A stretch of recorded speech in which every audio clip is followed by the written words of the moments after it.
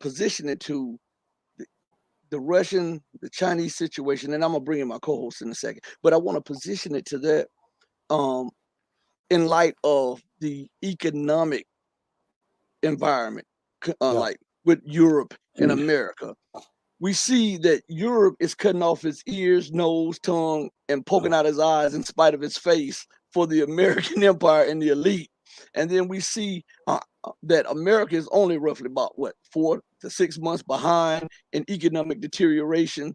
Um, how can they hope to prosecute wars around the globe for conquest and dominance and also confront China and Russia when they're in the hole financially? They're in the hole, Yeah. and China is both of them largest trading partner, both of them largest investor, both of them largest producer. I mean, isn't that crackhead politics to try to? If you're the crackhead, you're gonna go stick up the man that's selling you the dope.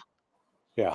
No, it's you're exactly on target with this. Look at what compare with World War II. So going into World War II, the United States was an untapped powerhouse of industrial capability.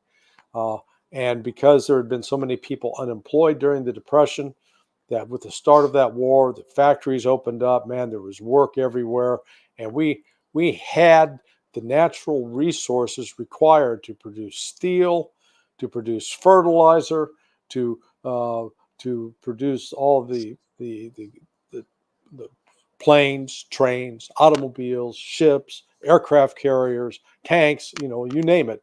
We were cranking it out. Well, today America does not have the industrial power that it did 80 years ago.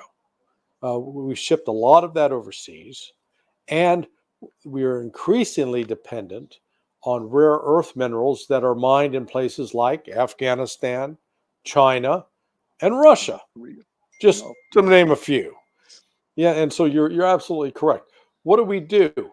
You'd think that those countries that we depend on for those materials, that we'd want to be friends with them. We wouldn't want to be nice to them. Nah, we're going to punch them in the nose, treat them like dirt, try to wipe our feet on them, and think there's not going to be any payback. Like I said, these are these are people who've the people making these decisions are a pampered lot. They've never been in a situation where they've mistreated somebody and that somebody has turned around and kicked their ass. Okay.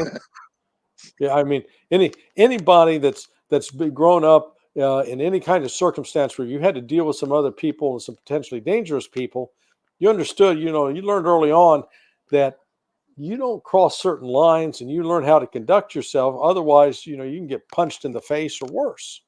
Mm-hmm. Well, the people, Anthony Blinkens and Jake Sullivan's, you know, I bet they've never been in a pillow fight, much less an actual bar fight. And so now they're out. They think they are some badasses, and they can tell these other countries, oh yeah, you do that, we're going to sanction you. Yeah, we're going to teach the economic insanity that is gripping. It's like you said, it's hitting Europe first, but that wave's coming here. Right now, we're benefiting temporarily because people in Europe are freaking out, so they're sending all their money into the stock market here. That's why the U.S. dollar is now strong. The price of the dollar has gone up relative to the euro and relative to the British pound.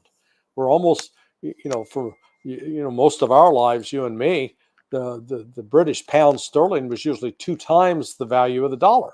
Mm-hmm. Not anymore. It's almost parity, 1 for 1. Mm-hmm. So we have recklessly spent in this country, and we're facing a very unique economic situation.